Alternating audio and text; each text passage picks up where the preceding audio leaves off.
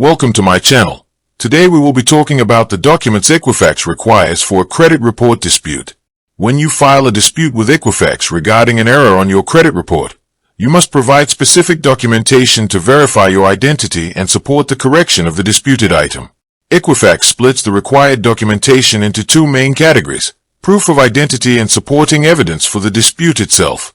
First, you must establish your identity to protect your personal information and prevent fraud. Equifax requires copies of standard identification documents. You will need to provide a clear copy of a government-issued identification card, such as a valid driver's license, state ID card, or passport. Additionally, you must provide proof of your current residential address. Acceptable documents for address verification include a recent utility bill, bank or credit card statement, or an official government correspondence showing your name and current address. For your Social Security number, you may need to provide a copy of your Social Security card or a W-2 form.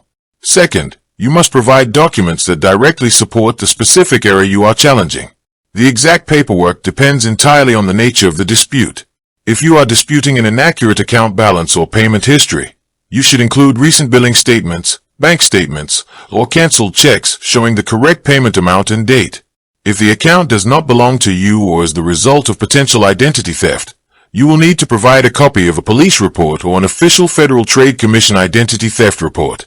If a collection account has already been paid or settled, provide a letter from the collection agency or creditor confirming the zero balance or settlement agreement. If a negative mark is past the legal credit reporting time limit, include documentation showing the original date of delinquency. When submitting your documents, make sure to send clear copies rather than original documents, as Equifax generally does not return submitted paperwork. You can submit your dispute and documentation online through your Equifax account or by mail. If you choose to mail your documents, it is recommended to use certified mail with a retained receipt so you have proof of delivery.